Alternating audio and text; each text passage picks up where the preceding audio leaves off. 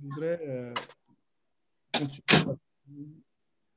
les, les éléments que nous avons commencé à regarder autour du passage de Apocalypse chapitre 1, du verset 19 au verset 20. Donc, frère Amen, tu peux, s'il te plaît, nous projeter le passage de Apocalypse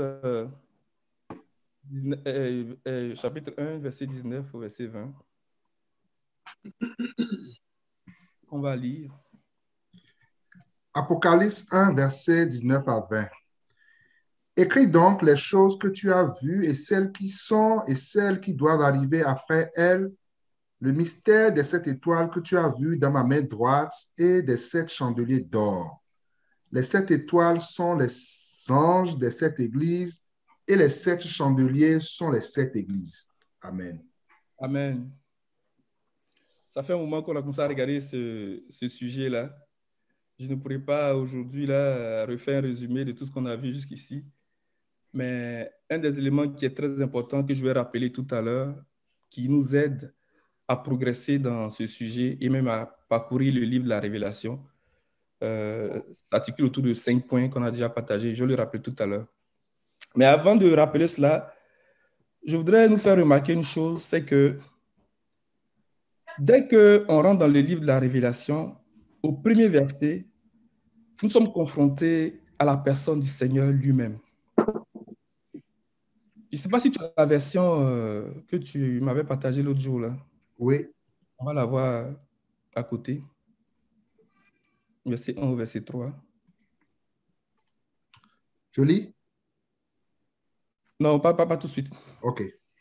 Donc, il dit révélation de Jésus-Christ. Donc, nous sommes confrontés tout de suite à la personne du Seigneur lui-même. Le Seigneur se révèle, le Seigneur il se laisse découvrir. Et une image qu'on pourrait associer à ça, qui n'est pas l'exacte représentation de la pensée que j'ai ou bien de ce que je veux dire, c'est peut-être le jour de la dédicace d'une œuvre d'art. Quand il y a une peinture ou bien quelque chose comme une œuvre d'art qui doit être dédicacée, avant la dédicace, on recouvre cette œuvre-là d'une toile ou bien d'une couverture. Et le jour de la dédicace, on enlève la couverture et puis on voit ce qui était représenté. C'est un peu cette caricature que j'amène pour comprendre un peu la révélation. Donc, dans le livre de la Révélation, effectivement, il s'agit pour nous d'être confrontés à la personne du Seigneur lui-même, à sa gloire. Et tout dans ce livre-là nous parle de la gloire du Seigneur.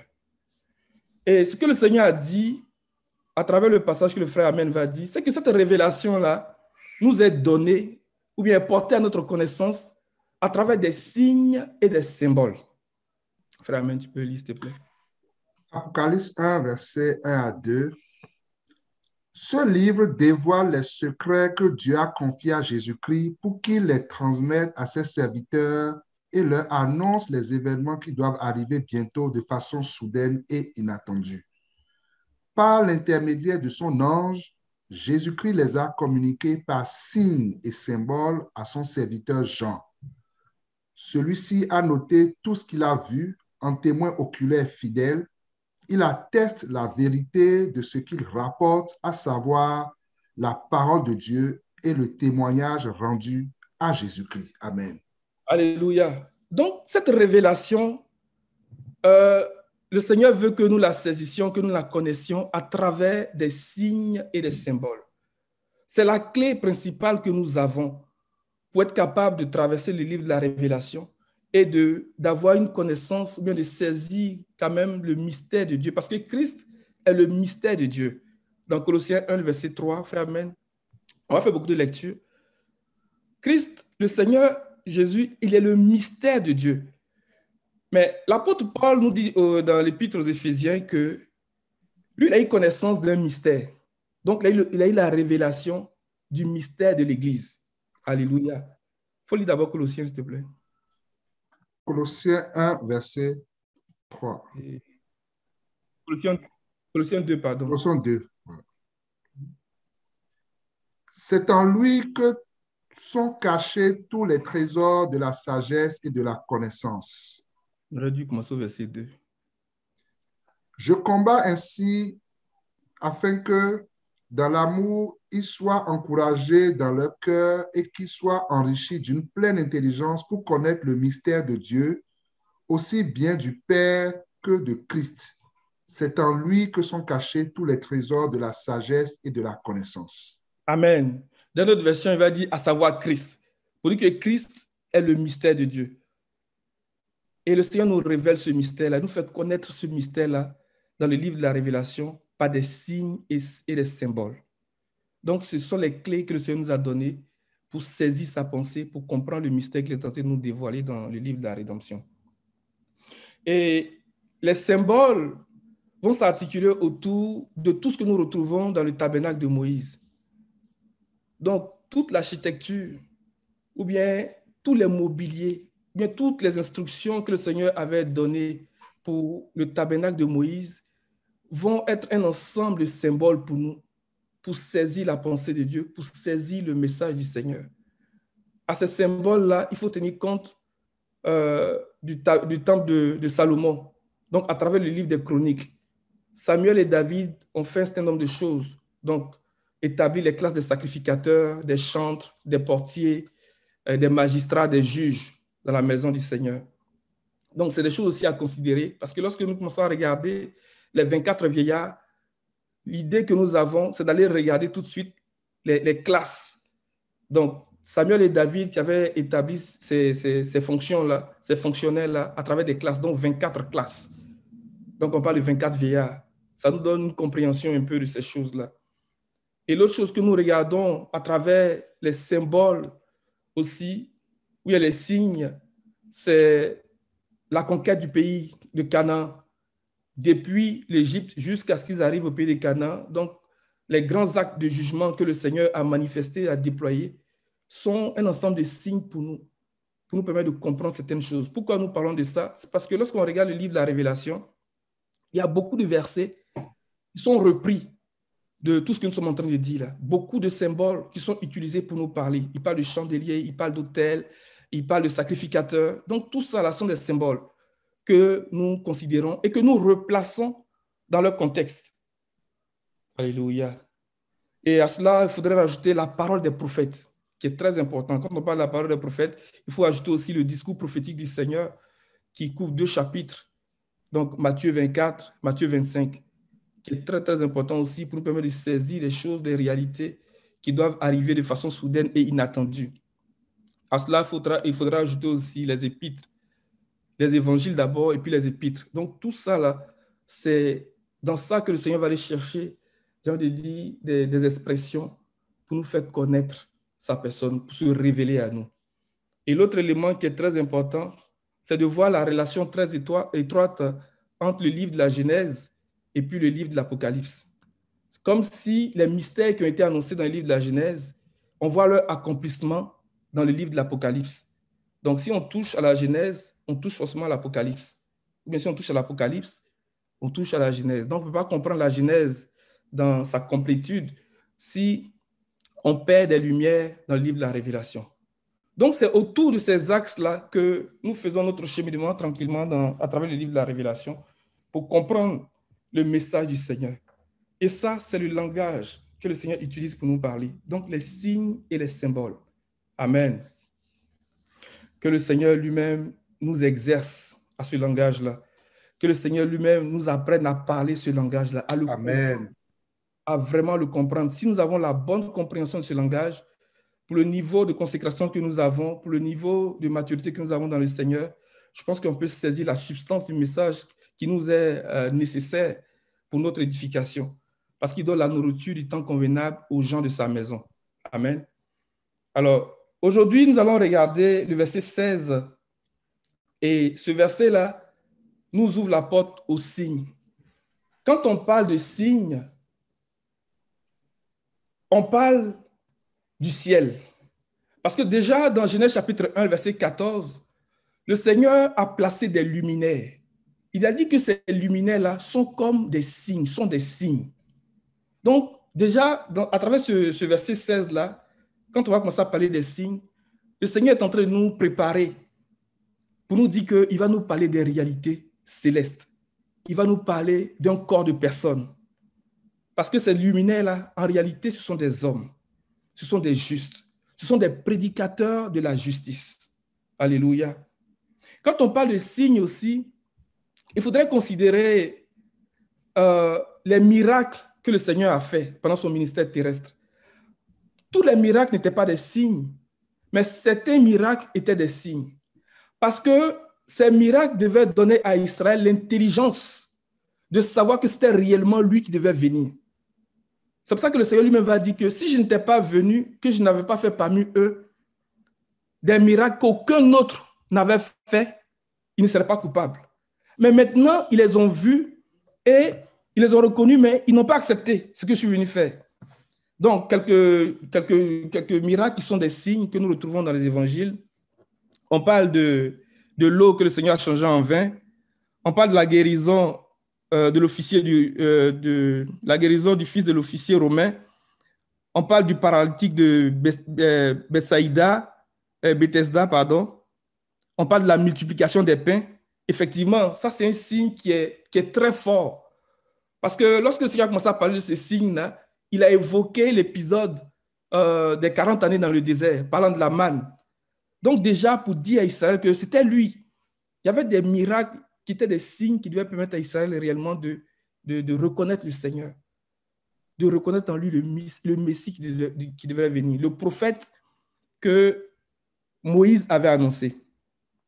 Et un autre miracle, lorsque le Seigneur a marché sur les eaux, ça c'était un signe. La guérison de l'aveugle-né, c'était un signe. Et la résurrection de Lazare, c'était un signe. Et la pêche miraculeuse que les apôtres ont faite lorsqu'il les a appelés, c'était un signe. Donc, tous les miracles n'étaient pas considérés comme des signes, mais certains signes sont des miracles. Et certains signes sont des miracles, ou bien certains miracles sont des signes pour donner l'intelligence de savoir que c'était vraiment lui. Alléluia. Et ce matin, nous regardons le verset 16, parlant de l'épée, le ministère de l'épée, le ministère de la parole. Mon frère, tu peux lire le verset pour nous. Apocalypse 1, verset 16. Il avait dans sa main droite 7 étoiles. De sa bouche sortait une épée aiguë à 2 tranchants et son visage était comme le soleil lorsqu'il brille dans sa force. Amen. Donc nous voyons qu'il s'agisse des étoiles qu'il avait dans la main droite, qu'il s'agisse de la lumière de son visage, tout cela, ça nous parle du ciel. Et le ciel, le Seigneur a mis des luminaires comme des signes. C'est pour ça que nous disons qu'à travers ce verset, nous allons parler des signes. Mais l'épée qui sortait de sa bouche aussi est considérée comme un signe. Et c'est ce que nous allons regarder ce matin. Alléluia. Et à travers le ministère de l'épée, le Seigneur veut nous parler des temps de vengeance qu'il va y avoir. Lorsqu'il est venu se présenter à Israël, il a dit que l'Esprit du Seigneur est sur moi pour annoncer une année de grâce du Seigneur. Et puis, il fait les guérisons. Il dit, aujourd'hui, cette parole de l'Écriture que vous venez d'entendre est accomplie. Mais cette parole, cette déclaration du Seigneur s'inscrit aussi dans la prophétie que Ésaïe avait annoncée. Mais lorsque Ésaïe annonçait la prophétie, il rajoutait et pour une année de vengeance. On va lire ça dans Ésaïe 61. Mais lorsque le Seigneur vient, il parle seulement d'un aspect de cette prophétie-là. Il ne parle pas des temps de vengeance. Alléluia. Mais à travers l'épée qui sort de sa bouche, le Seigneur va nous faire comprendre que les temps de vengeance dont Ésaïe a parlé là, on va avoir la compréhension. Alléluia. Vas-y, mon frère. L'Esprit du Seigneur, l'Éternel, est sur moi, car l'Éternel m'a oint pour porter de bonnes nouvelles aux malheureux. Il m'a envoyé pour guérir ceux qui ont le cœur brisé, pour proclamer aux captifs la liberté et aux prisonniers la délivrance, pour publier une année de grâce de l'Éternel et un jour de vengeance de notre Dieu, pour consoler tous les affligés, pour accorder aux affligés de Sion, pour leur donner un diadème au lieu de la cendre, une huile de joie au lieu du deuil, un vêtement de louange au lieu d'un esprit abattu, afin qu'on les appelle des térémites. Amen, c'est bon. C'est bon? Amen. Amen. Maintenant, quand on reprend cette même prophétie dans le livre de Luc 4, à partir du verset 18, mais on va aller directement à partir du verset, du verset 18 au verset 20. On va voir que l'année de vengeance, là, n'est pas mentionnée. L'Esprit du Seigneur est sur moi parce qu'il m'a oint pour annoncer une bonne nouvelle aux pauvres. Il m'a envoyé pour guérir ceux qui ont le cœur brisé, pour proclamer aux captifs la délivrance et aux aveugles le recouvrement de la vue, pour renvoyer libres les opprimés, pour publier une année de grâce du Seigneur. Ensuite, il roula le livre, le remit au serviteur et s'assit. Amen. Vas-y, finis. Tous ceux qui se trouvaient dans la synagogue avaient les regards fixés sur lui. Amen. Continue, verset 21. Alors il commença à leur dire, aujourd'hui, cette parole de l'Écriture que vous venez d'entendre est accomplie. Donc, il dit aujourd'hui cette parole. Donc, dans ce que Ésaïe a dit, le Seigneur a accompli une partie de ce qu'Ésaïe a dit. Mais et l'autre partie qui concerne la vengeance, c'est où? Et pourquoi est-ce que nous disons que nous allons regarder le ministère de l'épée aussi sous l'angle des années de vengeance, mais des temps de vengeance qui arrivent? C'est dans le psaume 45 que nous allons aller lire ça. Psaume 45, à partir du verset 3.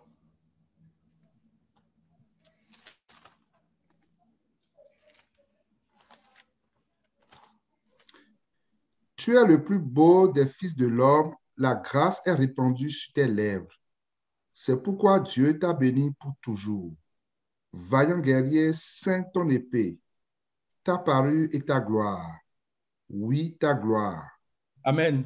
Je vais lire la version seconde 21, ce verset-là. Le verset 4, il dit, vaillant guerrier, mets ton épée au côté, signe de ta grandeur et de ta majesté. Alléluia. Signe de ta grandeur et de ta majesté. Donc, l'épée qui sort de sa bouche-là, voici ce que le psalmiste nous dit ici. Il dit que c'est le signe de sa grandeur et de sa majesté. Amen. Et cette épée fait de lui un vaillant guerrier. Pourquoi? Verset 5, vas-y.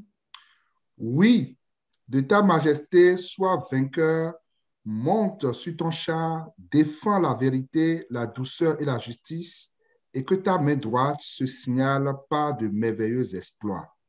Verset 6. Tes flèches sont aiguës, des peuples tomberont sous toi, elles frapperont au cœur les ennemis du roi. Amen. Lorsque nous lisons dans d'autres traductions, là où c'est mis épée, ça va parler de arc.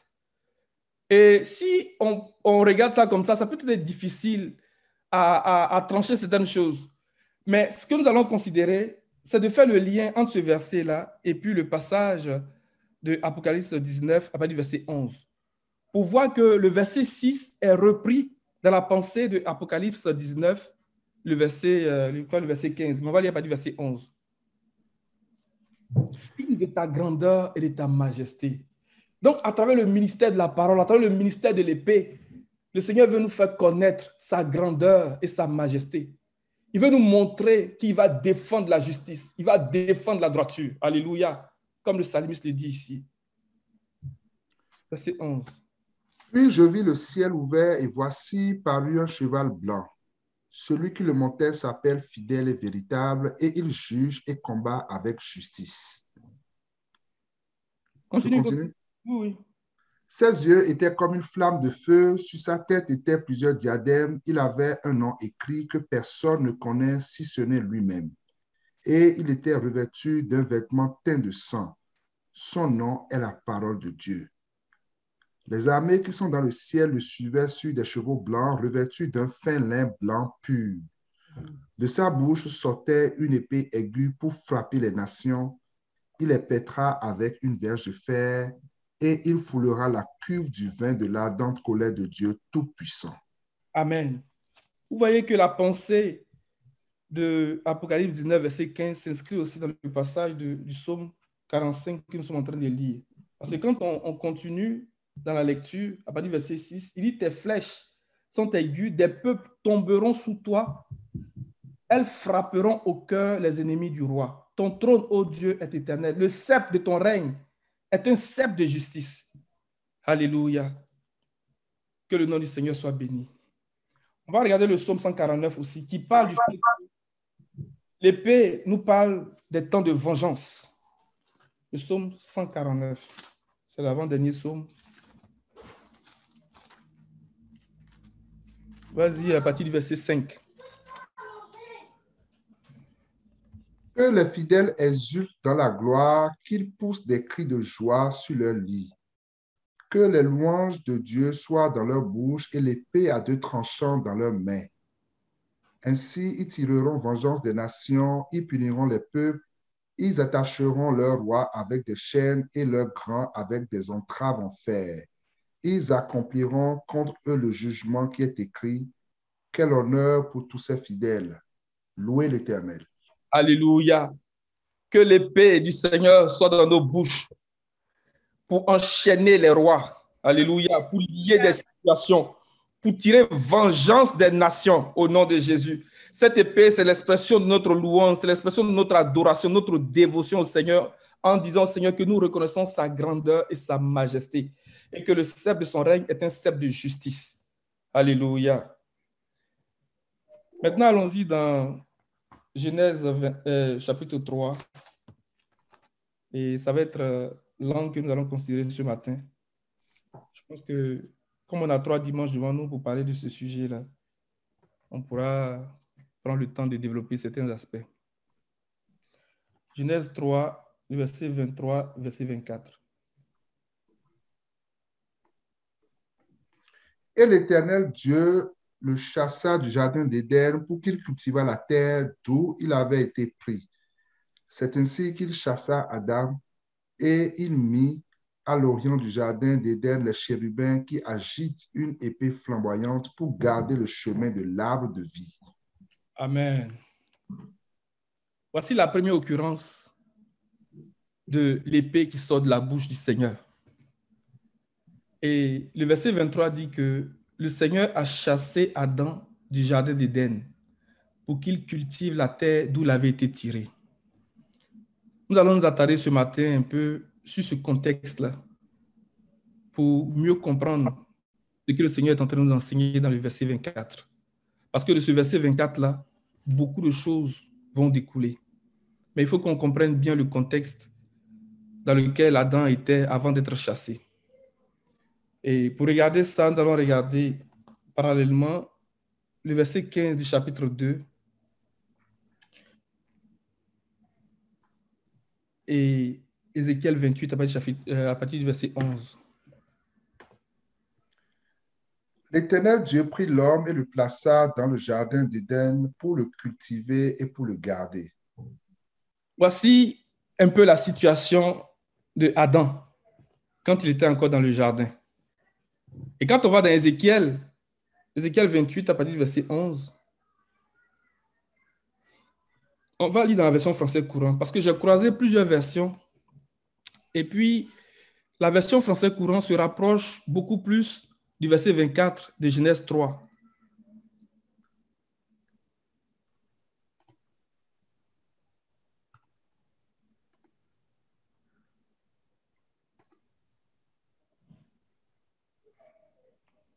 Vas-y, mon frère. Ézéchiel 28, verset 11. Le Seigneur m'adressa de nouveau la parole. Toi, l'homme, chante une complainte sur le roi de Tyr. Dis-lui que c'est moi, le Seigneur Dieu, qui la lui adresse. La voici. Tu as été un modèle de perfection avec ta grande sagesse et ton incomparable beauté. Tu vivais en Éden, le jardin de Dieu, et tu étais couvert de toutes sortes de pierres précieuses. Rubis, topaz et diamants, chrysolite, corlanil et jasme, saphir, grenade et émeraude. Tu portais des bijoux et des joyaux en or ouvragé, préparés le jour même où tu fus créé. J'avais mis près de toi un chérubin protecteur de taille impressionnante. Tu vivais sur la montagne qui m'est consacrée et tu marchais parmi des pierres étincelantes. Tu as eu une conduite irréprochable depuis le jour où tu as été créé jusqu'à ce que le mal apparaisse en toi. Verset 16. Le développement de ton commerce t'a entraîné à l'oppression. Tu as fait le mal. Aussi, je te réduis au rang du commun des mortels en te chassant de ma montagne. Le chérubin protecteur t'expulse loin des pierres étincelantes. Amen. C'est ce dernier bout-là qui m'a permis de considérer cette traduction-là pour faire le lien avec le verset 24 de Genèse chapitre 3. Il dit que le chérubin protecteur t'expulse loin des pierres étincelantes. Et dans le verset dans le passage de Genèse 3, verset 23, il dit « Ainsi l'Éternel Dieu le chassa du jardin d'Éden pour qu'il le cultive, pour qu'il cultive la terre d'où il avait été tiré. Après avoir chassé Adam. » Donc, nous pouvons considérer que ce passage d'Ézéchiel 28 nous parle d'Adam. Donc, le Seigneur a chassé Adam par l'ange, ou bien par le chérubin protecteur qu'il avait mis près de lui. Alléluia.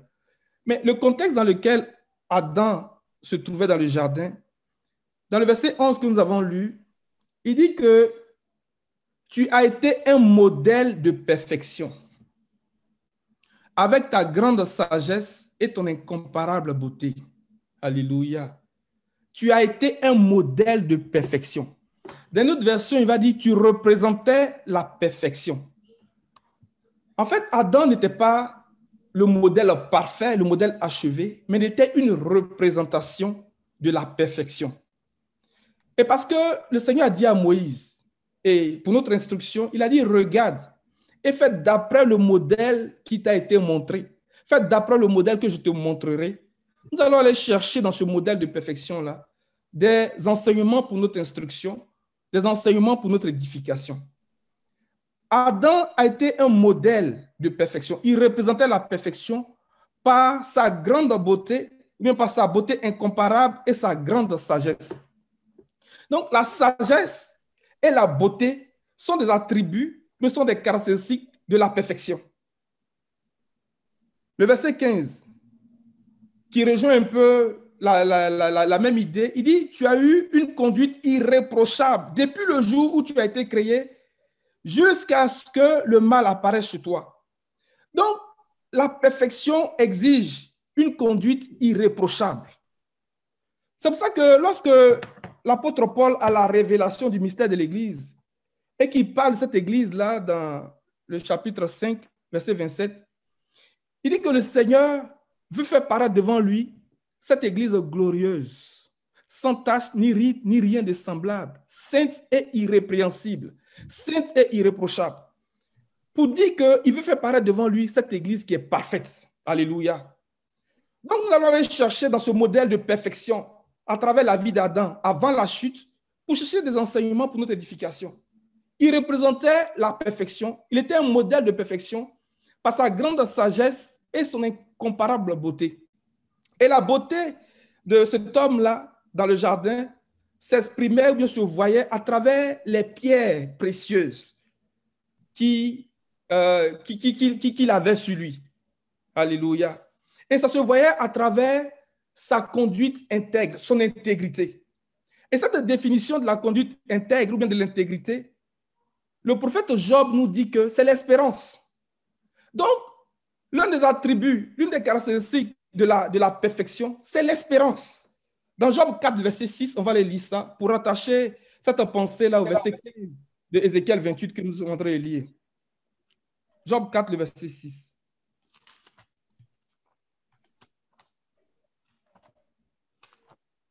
Ta crainte de Dieu n'est-elle pas ton soutien? Ton espérance, n'est-ce pas ton intégrité? Regardez bien, ta crainte de Dieu n'est-elle pas ton soutien? Ton espérance, n'est-ce pas ton intégrité? Est-ce que tu as une autre version? Oui. S'il te plaît.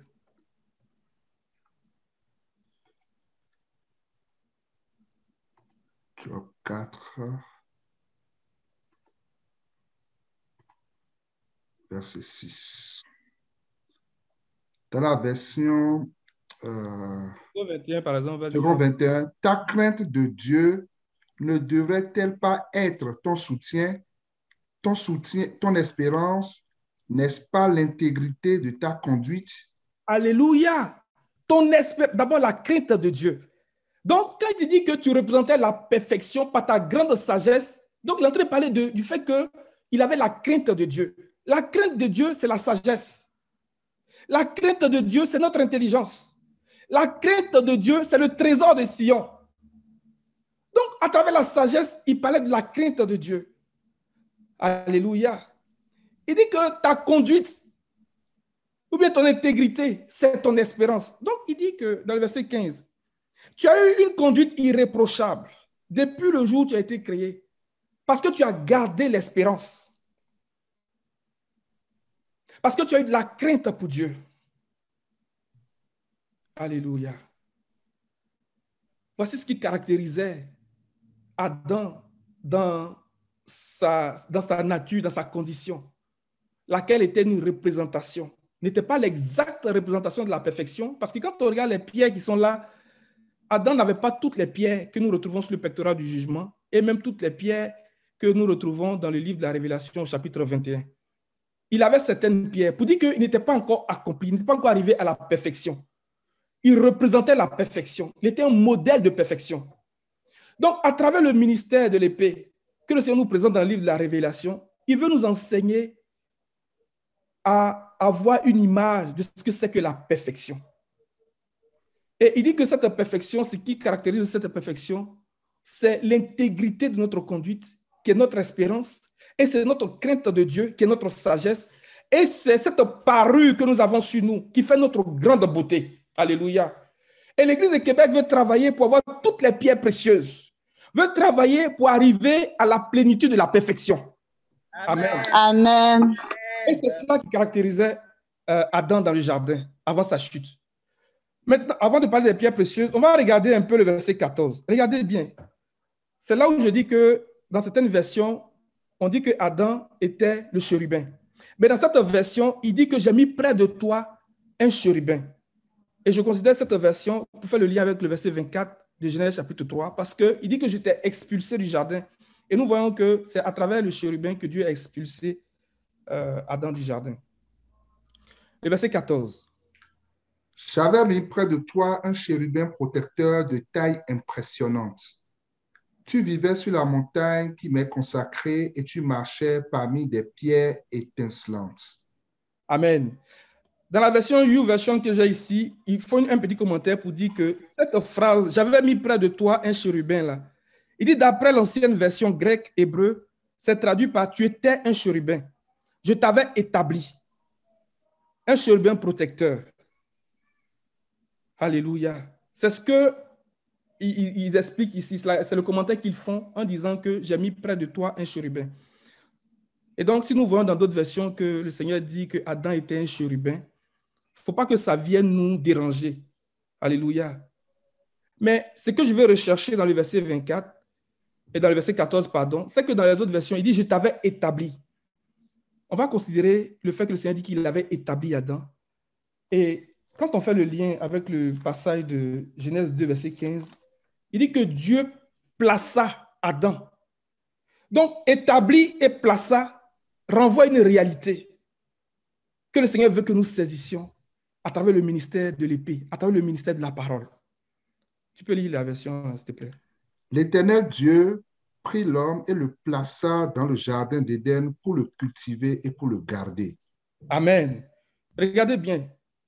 L'Éternel Dieu prit l'homme, donc Adam, et le plaça dans le jardin d'Éden pour le cultiver et pour le garder. Et le plaça. Quand on va dans Ézéchiel 28, le verset 14, on va regarder peut-être une autre version qui va aller chercher le mot établi.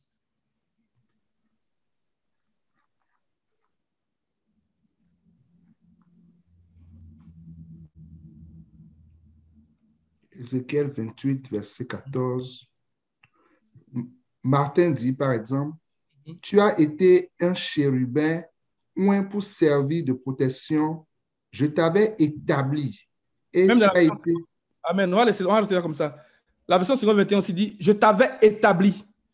Dans lui second dit « Je t'avais placé ». Vous voyez, le placé qu'on voit dans Genèse 2, verset 15 là, lui second dit « Je t'avais placé et tu étais ». Alléluia. Que ce soit placé ou que ce soit établi, il y a une vérité qui est derrière ces expressions.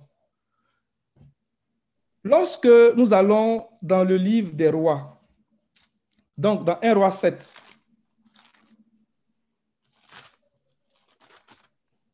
dans 1 roi 7, le verset 21, et puis dans 2 Chroniques 3, le verset 17,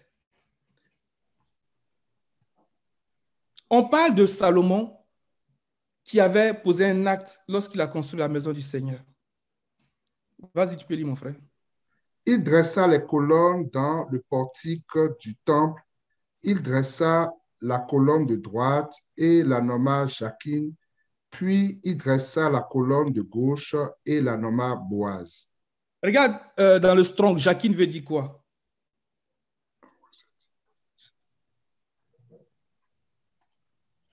On va prendre le temps de regarder ce contexte-là parce que dans la suite, ça va nous aider à aller plus vite. Verset 21. 1 Roi 7, verset 17. Verset 17, pardon.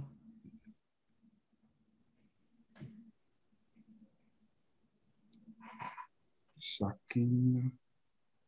Verset 21. Ah, verset 21, merci. Ah, c'est le verset 21, oui, c'est ça. Merci. Jacquine veut dire Dieu établi. Vous voyez, Jacquine veut dire Dieu établi. Mais là, on parle d'une colonne, n'est-ce pas? Oui. On parle d'une colonne. Quand on va dans Exode 40, verset 16,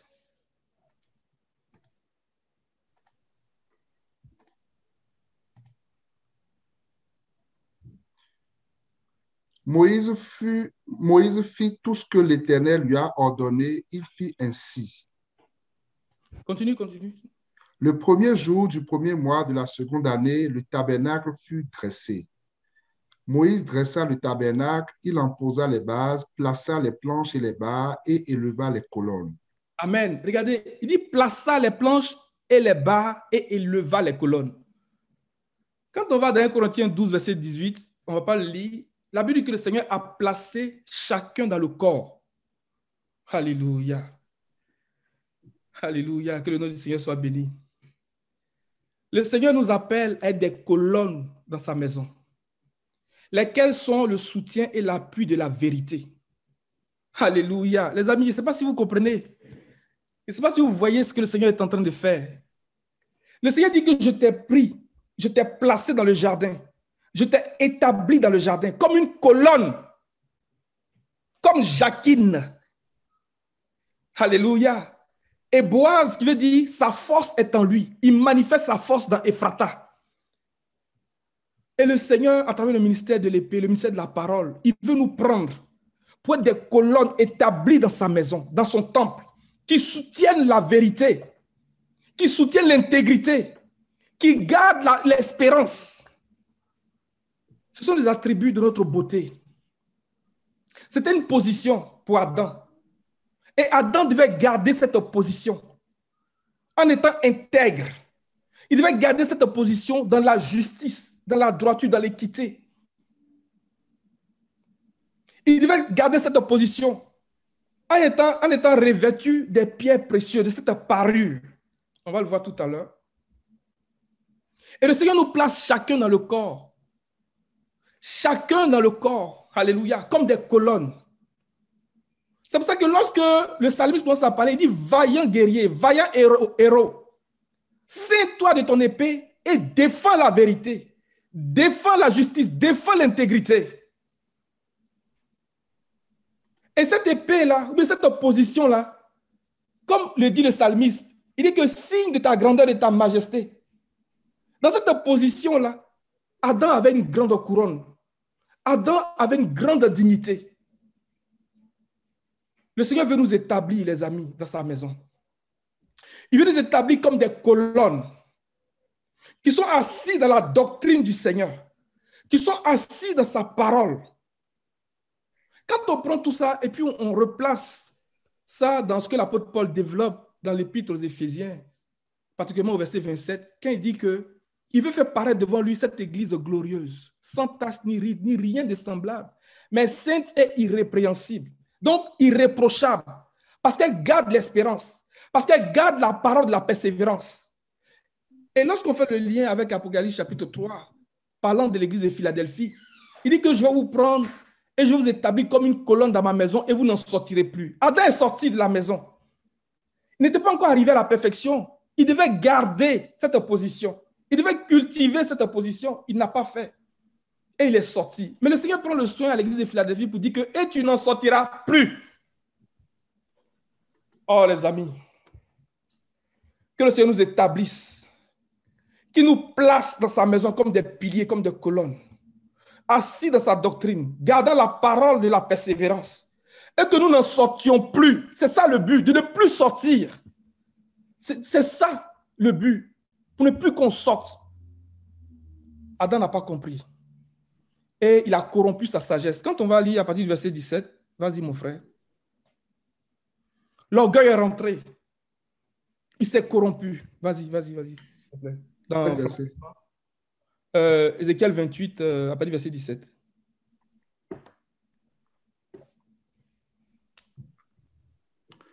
Ton cœur s'est enorgueilli à cause de ta beauté.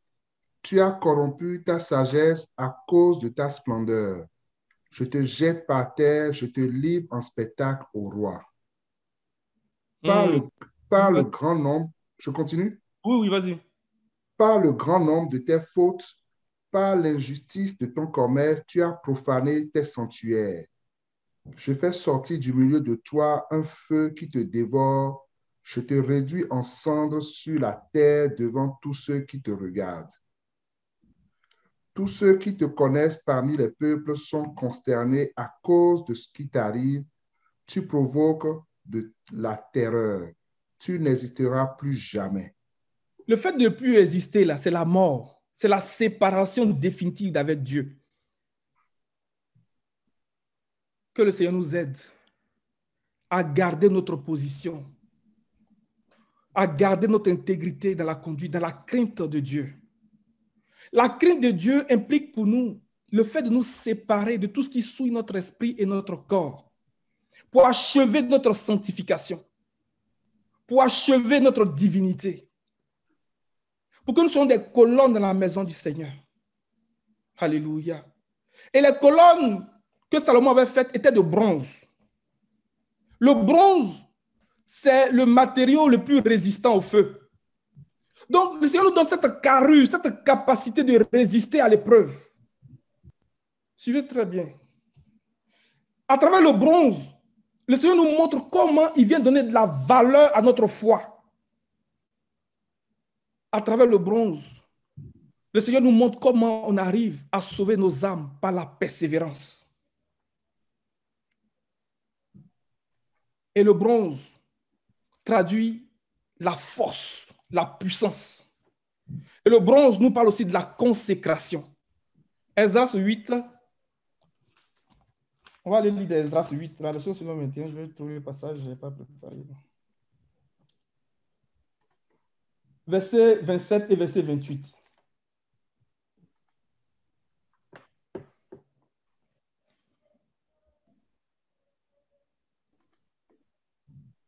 Versets 27 et 28.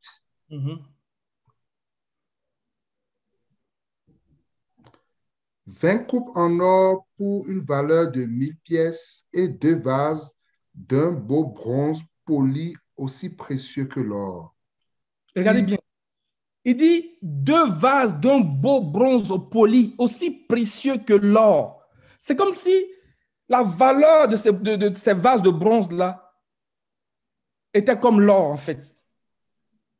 Précieux comme l'or. Que l'or, aussi précieux que l'or. Vas-y. Puis je leur ai dit, vous êtes consacrés à l'Éternel, tout comme ces ustensiles, et cet argent et cet or sont une offrande volontaire à l'Éternel, le Dieu de vos ancêtres. Alléluia. Puis je leur ai dit, vous êtes consacrés à l'Éternel, tout comme ces ustensiles. Est-ce que le Seigneur peut trouver dans l'Église de Québec des gens qui ont la valeur du bronze, qui ont la valeur de l'or, qui sont consacrés à l'Éternel, comme des ustensiles, d'un usage noble dans la maison du Seigneur? Au nom de Jésus. Et c'est sur ce point-là que nous allons regarder rapidement les pierres qui étaient la parure de cet homme-là avant sa chute. On va lire le verset 13 dans Ézéchiel 28, là. Et nous allons faire le lien avec Exode 28 à partir du verset 15. Et même avant le verset 15, on va lire les 5 premiers versets du chapitre 28 d'Exode. Et puis aller au verset 15 pour aller chercher la signification de ces pierres précieuses-là à un premier niveau pour aujourd'hui. Tu vivais en Éden, le jardin de Dieu, et tu étais couvert de toutes sortes de pierres précieuses. rubis, topaz et diamant, chrysolite, cornaline et jasme, saphir, grenade et émeraude. Tu portais des bijoux et des joyaux en or ouvragé, préparés le jour même où tu fus créé. Alléluia. On s'arrête là. Tu vivais en Éden. Reste la page, je vais regarder, s'il te plaît. Tu vivais en Éden, le jardin de Dieu, et tu étais couvert de toutes sortes de pierres précieuses. Donc, les pierres précieuses traduisaient la beauté de cette personne. Dans Exode 28, verset 1 au verset 2. Fais approcher de toi Aaron ton frère et ses fils et prends-les parmi les enfants d'Israël pour les consacrer à mon service dans le sacerdoce. Aaron et les fils d'Aaron, Nadab, Abihu, Éléazar et Itamar. Vas-y, Tu verset 2. feras à Aaron ton frère des vêtements sacrés pour marquer sa dignité et pour lui servir de parure.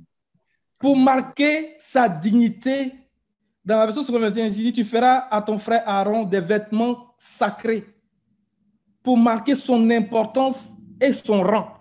Donc la dignité et la parure nous parlent de l'importance et du rang. Donc Adam était dans un rang, il était dans une position. Le Seigneur veut que nous gardions notre position en tant que colonne dans sa maison. Quand on va au verset 15, on va le retrouver, les pierres précieuses là-bas. On va lire du verset 15 au verset 20. Tu feras le pectoral du jugement selon l'art du brodeur. Tu le feras avec le même matériau que l'éphod en or, en fil bleu, pourpre et cramoisi et en fin lin retors. Il sera carré et double. Sa longueur et sa largeur seront de 25 cm. Tu y enchâsseras une garniture de 4 rangées de pierres. Première rangée, une sardoine, une topaze, une émeraude. Deuxième rangée, une escarboucle, un saphir, un diamant. Troisième rangée, une opale, une agate, une améthyste. Quatrième rangée, une chrysolite, un onyx, un jasme. Ces pierres seront enchâssées dans leur monture en or. Alléluia. Lorsque le Seigneur parle dans ce verset-là, il donne des instructions bien précises. Tu feras avec le même matériau que l'éphod, en fil bleu. Donc l'éphod était en fil bleu aussi. Il était de couleur bleue, pourpre et cramoisi de fin lin retors. Donc le pectoral qui devait accueillir ces pierres précieuses-là devait être dans ce matériau-là. La couleur bleue nous parle de la divinité. La couleur bleue nous parle de la vie de l'esprit. La couleur bleue nous parle du témoignage de Jésus. Alléluia.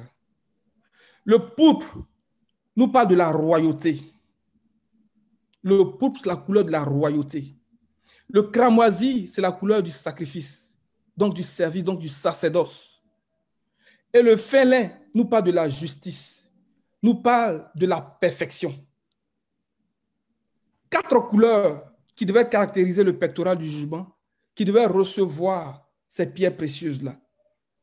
Donc, par l'autorité de la parole, nous venons dire que dans cette position de colonne, dans cette position de beauté parfaite, ou bien de sagesse, que nous devons garder par la parole de l'espérance, dans la crainte de Dieu.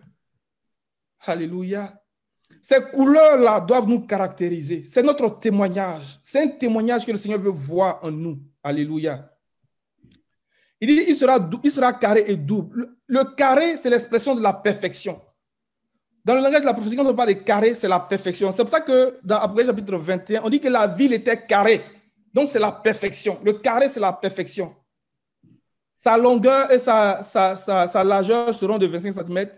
Et puis, il dit, tu vas enchâsser des pierres. Mais les pierres nous parlent de quoi? Je vais les prendre ensemble aujourd'hui, sans rentrer dans les détails de la signification de chacune de ces pierres. Mais nous savons que chacune de ces pierres devait porter l'inscription, ou bien sur chacune de ces pierres devait être inscrite le nom de chacun des enfants d'Israël.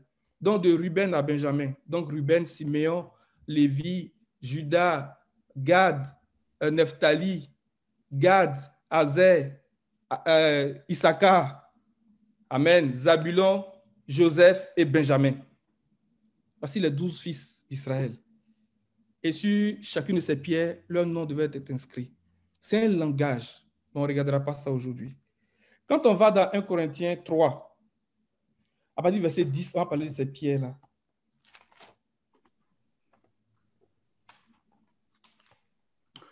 Selon la grâce de Dieu qui m'a été donnée, j'ai posé le fondement comme un sage architecte et un autre bâti dessus. Mais que chacun prenne garde à la manière dont il bâtit dessus.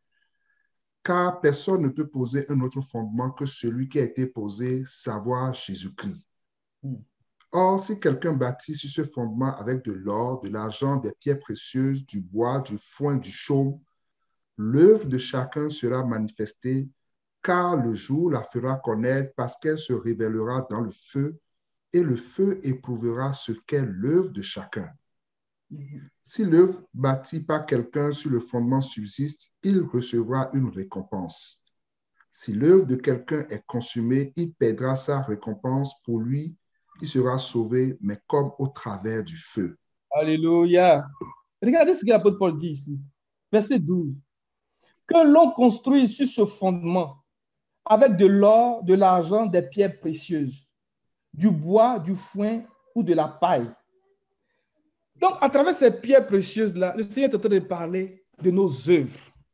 Et lorsque nous parlons de nos œuvres, nous parlons de l'œuvre de la foi, du travail de l'amour et de la fermeté de l'espérance. Ces choses-là nous amènent à coup sûr à la perfection. Nous ne serons plus un modèle ou bien une représentation de la perfection, mais nous allons arriver à la perfection. Que le Seigneur bénisse sa parole. C'est pour ça que dans le verset 13, il dit « L'œuvre de chacun sera dévoilée. Le jour du jugement la fera connaître, car elle se révélera dans le feu. Et l'épreuve du feu indiquera ce que vaut l'œuvre de chacun. » Les amis, le Seigneur va éprouver notre foi pour voir si notre foi a de la valeur. Parce que c'est la valeur éprouvée de notre foi qui va nous permettre de rentrer dans la vie. C'est la valeur éprouvée de notre foi qui va nous permettre de saisir la vie éternelle. C'est la valeur éprouvée de notre foi qui va donner le salut, qui va faire que nos âmes seront sauvées. Alléluia. Amen. Que chacun fasse attention de la façon dont il bâtit sur le fondement qui est Christ. Les frères l'ont assez développé, mais moi je voulais prendre l'aspect, le bout des pierres. Regardez bien, il dit que si on va regarder le verset 11, le dernier bout du verset 12, pardon, dernier bout du verset 12. Il dit, vas-y mon frère. Si quelqu'un bâtit sur ce fondement avec de l'or, de l'argent, des pierres précieuses, du bois, du foin, du chaume. Amen. On va voir le foin et puis le chaume, c'est quoi? Quand on va dans Abdias, verset 18, verset 19.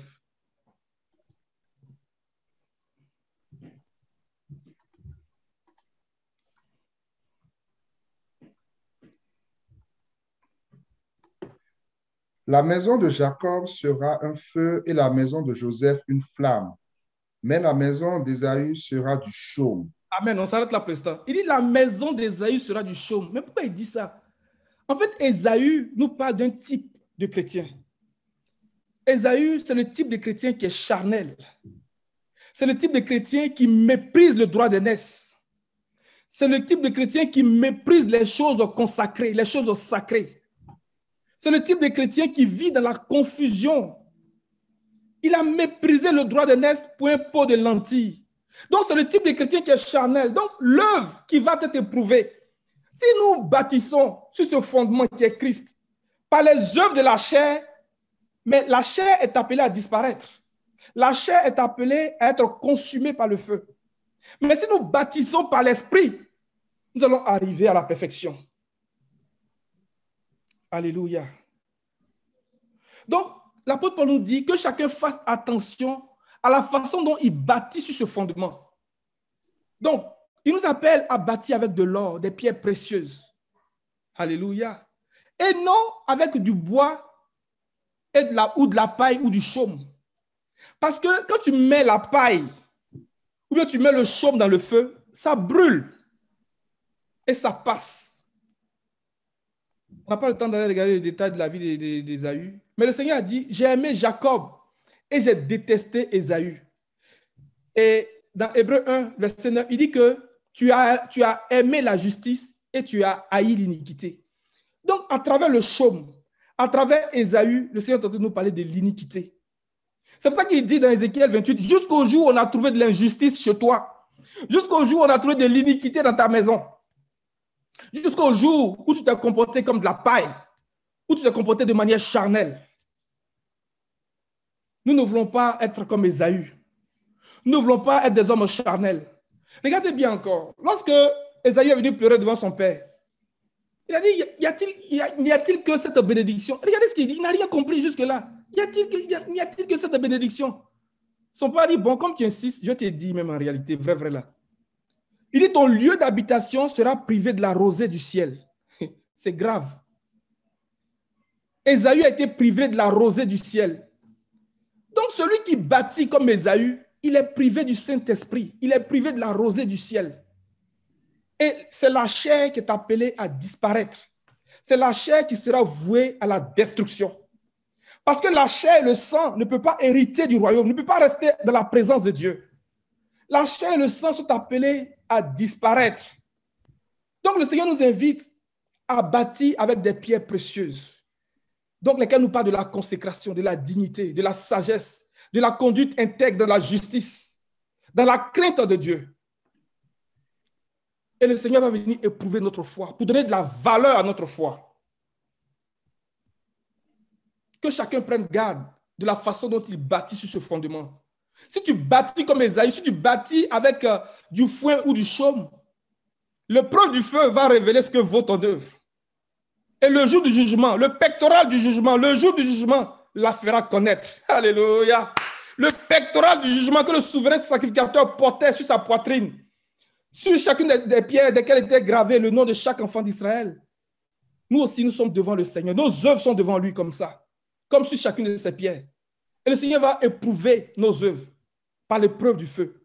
Et le jour du jugement, l'épreuve du feu va révéler ce que vaut l'œuvre de chacun. Mais nous, nous voulons que notre foi ait de la valeur. Nos œuvres aient de la valeur. Pourquoi? Et je vais terminer sur ce passage dans 1 Pierre 3, et 1 Pierre 1, à partir du verset 3. C'est déjà midi passé. Béni soit Dieu, le Père de notre Seigneur Jésus-Christ, qui, selon sa grande miséricorde, nous a régénérés pour une espérance vivante par la résurrection de Jésus-Christ d'entre les morts, pour un héritage qui ne se peut ni corrompre, ni souiller, ni flétrir, lequel vous est réservé dans les cieux, à vous qui, par la puissance de Dieu, êtes gardés par la foi pour le salut, prêt à être révélé dans les derniers temps. C'est là ce qui fait votre joie, quoique maintenant, puisqu'il le faut, vous soyez attristés pour un peu de temps par diverses épreuves, afin que l'épreuve de votre... Faites bien attention au verset 7, s'il vous plaît. Verset 7. Afin que l'épreuve de votre foi, plus précieuse que l'or périssable, qui cependant est éprouvé par le feu, ait pour résultat la louange, la gloire et l'honneur lorsque Jésus-Christ apparaîtra. Le Seigneur soit béni. Lui que vous aimez sans la... Un peu, mon frère. Il dit que l'épreuve de notre foi, 1 Corinthiens 3 dit que l'épreuve du feu va révéler ce que vaut l'œuvre de chacun. Et Pierre dit que afin que l'épreuve de votre foi, plus précieuse que l'or périssable, donc plus précieuse que toutes les pierres précieuses qu'on peut voir, alléluia, qui cependant est éprouvée par le feu, ait pour résultat la louange, la gloire et l'honneur lorsque Jésus-Christ apparaîtra. Lorsque le Seigneur apparaîtra, il dit que nous paraîtrons avec lui dans la gloire parce que nous serons devenus semblables à lui. Voici où est-ce que, à travers les pierres précieuses, le Seigneur est en train de nous conduire. Donc l'œuvre de la foi, le travail de l'amour, la fermeté de l'espérance. Le Seigneur va venir éprouver notre foi à travers les épreuves, à travers les situations de la vie. Donc, il ne faudrait pas que les situations de la vie triomphent de nous. Parce qu'il dit que votre victoire qui a triomphé du monde, c'est votre foi. Mais si les situations du monde triomphent de moi, c'est que je n'ai pas la foi. Il faut que ma foi, ce soit ma foi qui triomphe des situations, qui triomphe des épreuves. Et quand je sors de là, je deviens comme le bronze poli. Je deviens ferme dans mon espérance. Et ça donne de la valeur, du prix. L'or brut ne vaut rien. Mais lorsque l'or brut passe à travers les différents processus de transformation jusqu'à devenir affiné, ça vaut quelque chose. Ça vaut beaucoup. C'est pour ça qu'on va lire maintenant le verset 8. Lui que vous aimez sans l'avoir vu, en qui vous croyez sans le voir encore, vous réjouissant d'une joie ineffable et glorieuse, parce que vous obtiendrez le salut de vos âmes au prix de votre foi. Alléluia. Parce que vous obtenez le salut de vos âmes pour prix de votre foi. Mais il faut que ma foi ait de la valeur, les amis. Il faut que l'or ait de la valeur. Donc, on va faire passer l'or à l'épreuve du feu. On va le purifier. Alléluia. On va le travailler, on va le purifier, on va l'affiner. Et puis, il va avoir un éclat, comme Daniel le dit dans Daniel 12, verset 8, là. Que notre foi passe par ces différentes étapes jusqu'à devenir vraiment, avoir un très grand prix. Il dit que c'est ce prix-là qui est le salut de notre âme. Donc, en réalité, l'épreuve de notre foi est en train de nous conduire à coup sûr dans le salut de nos âmes. Je n'ai point honte de l'évangile, parce que l'évangile est la puissance de Dieu pour le salut de quiconque croit. C'est l'évangile qui révèle la justice de Dieu par la foi et pour la foi, selon qu'il est écrit, le juste vivra par sa foi. Et quand on continue dans la lecture, il va dire les prophètes qui ont compris ou bien qui ont eu un aperçu, qui ont voulu sonder ces choses. On a dit que ce n'était pas pour eux, mais c'est pour nous. Je vais m'arrêter là pour ce matin et nous allons prier ensemble pour dire, Seigneur, cette opposition de colonne, alléluia, cette opposition dans la sagesse, dans la beauté des œuvres, parce que les œuvres, là, on le verra prochainement, si Dieu, le Seigneur fait grâce, c'est ça qui fait notre beauté, en fait, devant le Seigneur. C'est ça qui est notre parure. Que nous puissions garder cette position dans la crainte de Dieu, dans l'intégrité, dans la justice, dans la droiture. Et que nous acceptions même l'épreuve.